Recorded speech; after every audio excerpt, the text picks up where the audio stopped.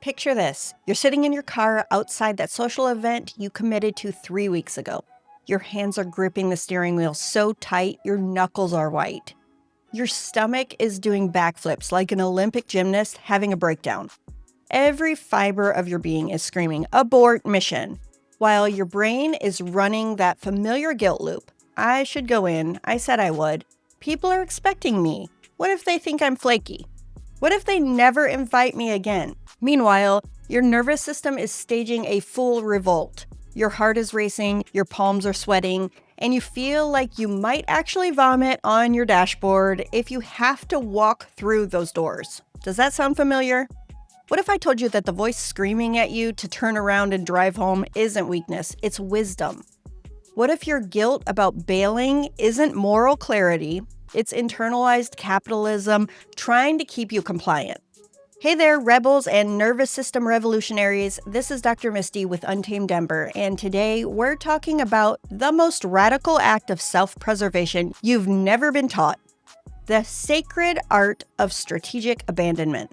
That's right, we're going full throttle on validating your right to quit shit that hurts your nervous system. Because here's what I know after years of working with neurodivergent, queer, and trauma-impacted folks. Your body's refusal to show up for things that dysregulate you isn't a character flaw. It's intelligence. It's your nervous system doing exactly what it evolved to do: protect you from harm. So today, we're dismantling the mythology that commitment equals moral worth. We're exploring the neuroscience of why saying no literally rewires your brain for agency. And we're getting practical about how to bail gracefully, unapologetically, and without drowning in guilt. Because here's the truth that no productivity guru wants you to know. Sometimes the most revolutionary thing you can do is simply refuse to stay where you don't belong. If you've ever felt like your nervous system is more trustworthy than social expectations, this episode is your permission slip to honor that wisdom. Let's dive in. Let's start by calling bullshit on one of the most toxic myths we've all been fed: that your worth as a human being is measured by your ability to follow through on every commitment regardless of the cost to your nervous system. This isn't just personal failing or individual weakness. This is systemic conditioning designed to keep marginalized bodies available for exploitation. Think about it. From the time we're kids, we get the message that good people follow through. Winners never quit. Your word is your bond. And if you struggle with this, well, clearly you lack character, discipline, or moral fiber. But here's what they don't tell you. This commitment culture assumes everyone starts with the same baseline capacity, the same sensory tolerance, the same nervous system regulation. It assumes that what feels manageable for a neurotypical, non-traumatized person in a stable environment should feel manageable for everyone. That's not just wrong, it's ableist. For my neurodivergent folks listening, you know exactly what I'm talking about. You've been paying what I call the neurodivergent tax on every social interaction since you were old enough to mask. That tax looks like these: the energy drain of constantly translating neurotypical social cues while suppressing your natural responses. The sensory overload of environments that feel like assault to your nervous system, but are considered normal to everyone else. The executive function exhaustion of managing all the unspoken rules and expectations that nobody thought to teach you explicitly. By the time you show up to that commitment you made 3 weeks ago, you're already running on empty. But commitment culture doesn't account for that. It just sees your struggle and calls it flake. For trauma survivors, this gets even more insidious because trauma teaches your nervous system that saying no isn't safe, that your boundaries don't matter, that other people's comfort is more important than your survival. So you develop fawn-through obligations, saying yes to things that make your skin crawl because the alternative feels like abandonment or rejection. You become available for everyone else's needs while completely disconnecting from your own. And here's the kicker. This isn't just about individual healing. This is about how systems of oppression use guilt and obligation to keep marginalized people compliant and depleted. Think about who gets called reliable in our culture and who gets called flaky. Think about whose boundaries are respected and whose are labeled as high maintenance or difficult. Your nervous system doesn't give a fuck about your reputation. It cares about your survival. And when it's telling you to leave or to quit or to abandon ship, that's not moral failing. That's biological wisdom. So what's actually happening in your body when obligation becomes oppression? Let's get into the neuroscience. Here's what I want you to understand about your nervous system. It's not trying to sabotage your social life or make you seem unreliable. It's doing a job it evolved to do over millions of years, keep you alive by detecting and avoiding threat. When you committed to that thing 3 weeks ago, maybe your nervous system was in a different state. Maybe you were feeling regulated, connected, optimistic. Your ventral vagal system was online, and that commitment felt totally doable. But nervous system states are fluid. They change based on stress, sleep, hormones, life events, and 1,000 other variables. So by the time the commitment rolls around, you might be operating from a completely different neurobiological place. Let's break this down through the lens of your window of tolerance, that zone where your nervous system feels safe enough to function without either shutting down or going into overdrive. When you're inside your window of tolerance, you can handle the sensory input of social situations. You can regulate your emotions. You can think clearly and respond flexibly to whatever comes up. Commitments feel manageable because your nervous system has the bandwidth to handle them. But trauma, chronic stress, neurodivergence, and systemic oppression can shrink that window dramatically. Instead of having a wide, spacious range where you can roll with life's demands, you get stuck on a tightrope where the slightest wobble sends you into dysregulation. When a commitment pushes you outside your window, your nervous system has two main responses. First, there's hyperarousal, that anxious, wired, I can't do this spiral. Your sympathetic nervous system kicks in with all the classic fight or flight symptoms: racing heart, shallow breath, muscle tension, mental chatter that won't quit. You might find yourself obsessively planning escape routes or catastrophizing about all the ways the situation could go wrong. Then there's hypoarousal, that numb, disconnected, I guess I'll just go through the motions collapse. Your dorsal vagal system shuts you down as a protective mechanism. You might show up to that commitment physically, but emotionally and energetically, you're completely offline. You're running on autopilot while your consciousness floats somewhere near the ceiling. Neither of these states is sustainable, and neither serves you or anyone else involved. But here's what's fascinating. Your nervous system starts giving you signals long before you hit full dysregulation. The problem is most of us have been taught to ignore these signals or interpret them as weakness. Let me give you some examples of your nervous system's quit signals. Physically, you might notice nausea when you think about that commitment. Headaches that mysteriously appear right before you're supposed to leave the house. Muscle tension that no amount of stretching seems to fix. Fatigue that sleep doesn't touch. Emotionally, there's that sense of dread that settles in your chest. Resentment that builds every time you think about following through. A feeling of being trapped or suffocated by your own commitments. Cognitively, you might find yourself unable to focus on anything else, obsessively planning ways to get out of it, or experiencing decision paralysis around the simplest details. Behaviorally, you start procrastinating on anything related to the commitment. You forget to RSVP or show up late hoping the event will already be over. You find yourself getting sick right before you're supposed to follow through. These aren't character flaws. These are your nervous system's way of communicating, this doesn't feel safe right now. And here's the revolutionary part. When you honor these signals by strategically abandoning commitments that dysregulate you, you're literally rewiring your brain for agency. You're strengthening the neural pathways associated with self-advocacy and boundary setting. Every time you choose your nervous system's wisdom over social expectations, you're practicing a skill that most of us were never taught: the ability to prioritize your own well-being without drowning in guilt. This is neuroplasticity in action. Your brain is learning that it's safe to have boundaries, safe to say no, safe to disappoint people when the alternative is self-abandonment. Your nervous system's refusal to comply isn't a bug, it's a feature. It's your body's radical resistance to systems that demand your depletion. So now that we understand the biology, let's get practical. How do we actually implement the sacred art of strategic abandonment? Understanding the neuroscience is great, but you still need to know how to actually extract yourself from situations that are dysregulating your nervous system without destroying relationships or drowning in guilt. First, let's talk about the somatic check-in process. This is your early warning system for avoiding commitments that will push you outside of your window of tolerance.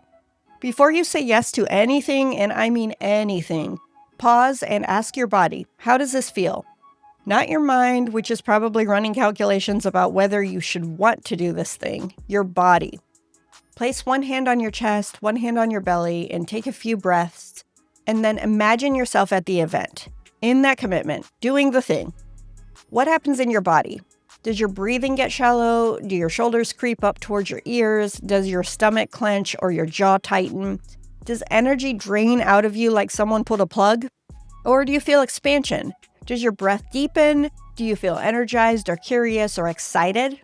Your body knows before your mind catches up. Trust that intelligence. But what about when you've already committed and you're realizing that this might have been a mistake? What about when you're sitting in that car outside the event, hands shaking, knowing you can't do this, but feeling trapped by your own word? Let me give you some exit strategies organized by situation. For social events, you have what I call the holy trinity of strategic abandonment. There's the Irish goodbye. You just leave. No explanations, no dramatic announcements. You slip out quietly when no one's looking. This works especially well for larger gatherings where your absence won't immediately shut down the party. There's the strategic ailment. I'm not feeling well and I need to head home. This isn't lying if your nervous system dysregulation is making you genuinely feel unwell. And here's the thing, you don't owe anyone a detailed medical history. Not feeling well is a complete explanation. And then there's what I call the truth bomb. This isn't working for my nervous system tonight, and I need to go take care of myself. This one requires more confidence, but it's surprisingly effective because it's so honest that people often don't know how to argue with it.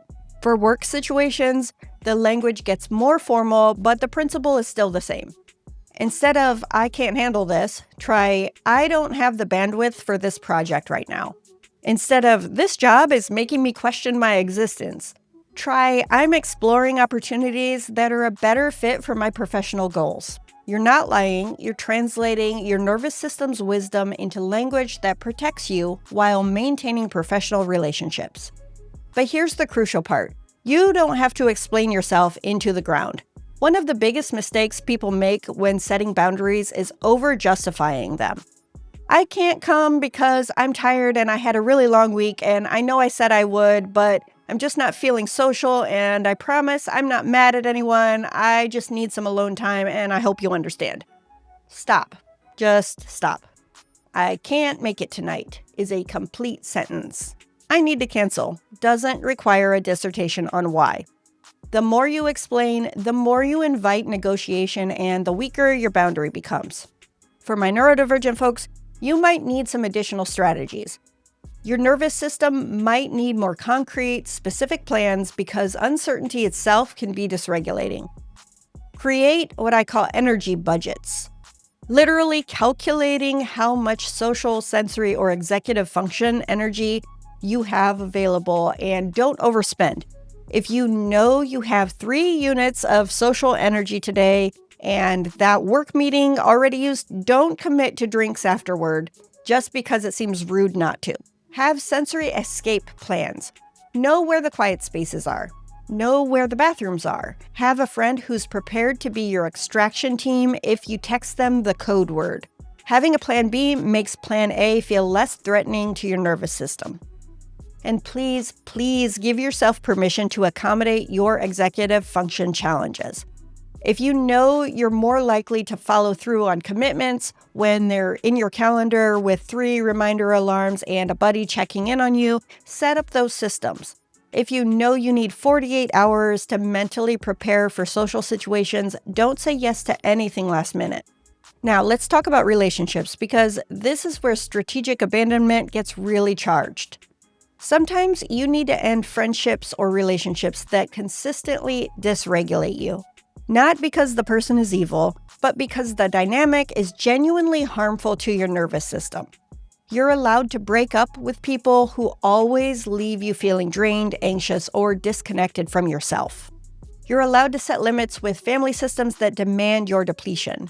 Just because someone is related to you doesn't mean that they have unlimited access to your energy, time, or emotional labor. And you're absolutely allowed to quit relationships that exist purely out of obligation rather than genuine connection. But here comes the part that stops most people: the guilt. The worry about what people will think.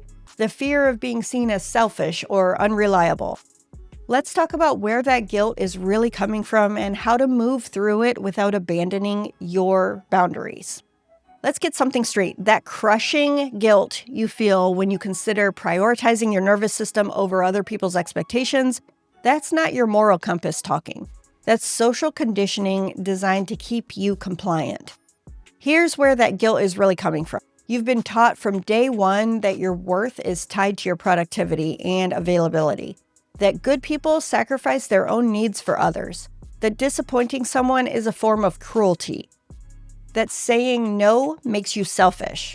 For those of us with marginalized identities, this conditioning is even more intense. Women and femmes are taught that we exist to nurture and accommodate others.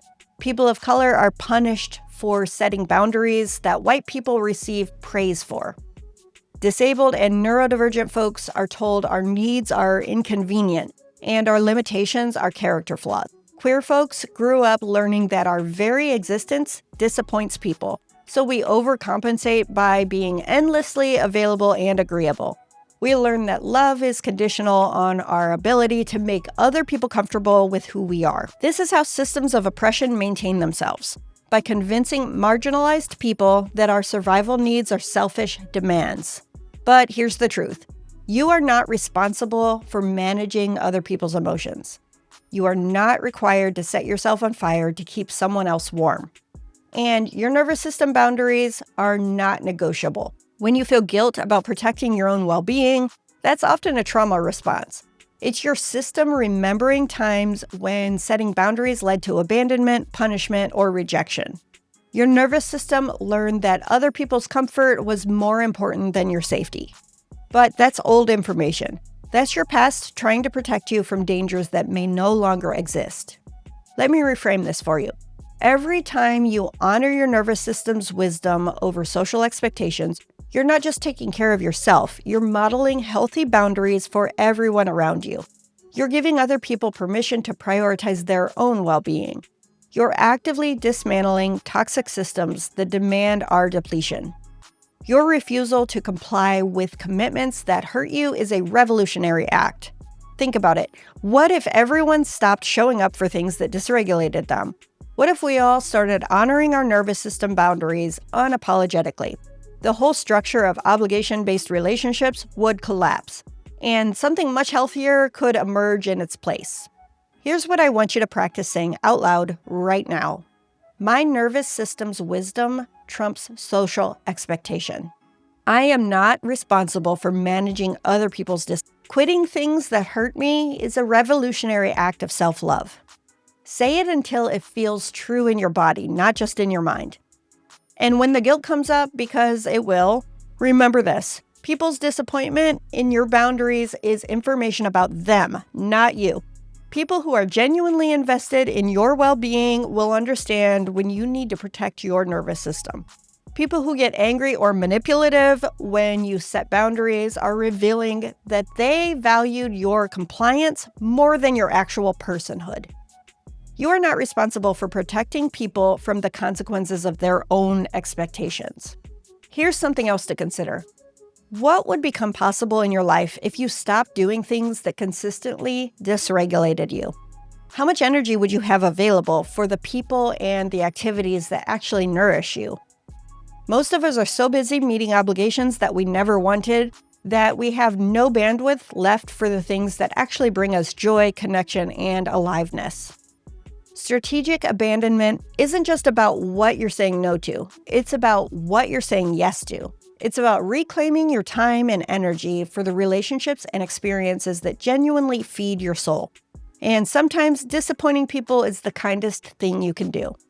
Because showing up while dysregulated, performing engagement you don't feel, going through the motions while emotionally checked out, that's not actually giving anyone your best. That's giving them your performance of your best, while slowly eroding your own capacity for genuine connection. People deserve your authentic presence, not your martyrdom. And you deserve relationships that can handle your honest limitations. So this week, I want you to practice one act of strategic abandonment. Start small if you need to. Cancel plans that fill you with dread. Leave an event early when your nervous system starts screaming. Say no to something that you would normally force yourself through. Notice the guilt that comes up. Try to breathe through it and remember that guilt is not evidence that you're doing anything wrong. It's evidence that you're breaking patterns that were never meant to serve you. As we wrap up today's exploration of strategic abandonment, I want to bring us back to the image I started with. You sitting in your car outside that commitment, engine running, hands shaking, except now you have permission to turn around and go home. Now you understand that your body's refusal isn't weakness, it's intelligence. Your nervous system isn't trying to sabotage your social life, it's trying to preserve your sanity.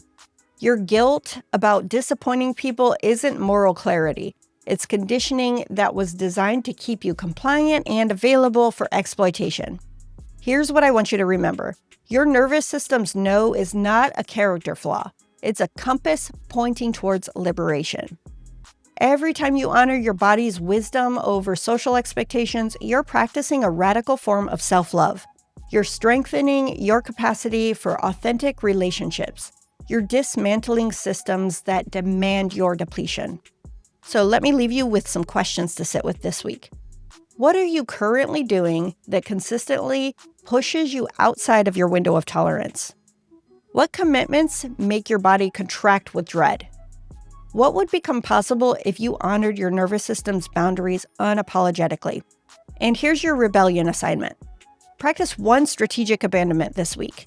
Start wherever feels manageable. Cancel plans that fill you with anxiety, leave a social event when your energy is genuinely depleted, say no to something you would normally force yourself through, and then notice what comes up. Notice the guilt, the stories about being selfish or flaky. Remember that your nervous system has been keeping you alive this whole time and it knows what it's doing. If this episode hit you right in the nervous system, head over to untamedember.kit.com to join our weekly newsletter. You'll get free resources, behind-the-scenes content, and bonus podcast episodes delivered straight to your inbox. And don't forget to subscribe to the Untamed Ember podcast wherever you listen, because your algorithm needs more radical nervous system wisdom and less wellness bullshit. Until next time, this is Dr. Misty reminding you that your nervous system's wisdom is more trustworthy than society's expectations. Your boundaries are not up for negotiation. And sometimes the most revolutionary thing you can do is simply refuse to stay where you don't belong. Keep bailing on shit that hurts you, rebels. Your nervous system is counting on it.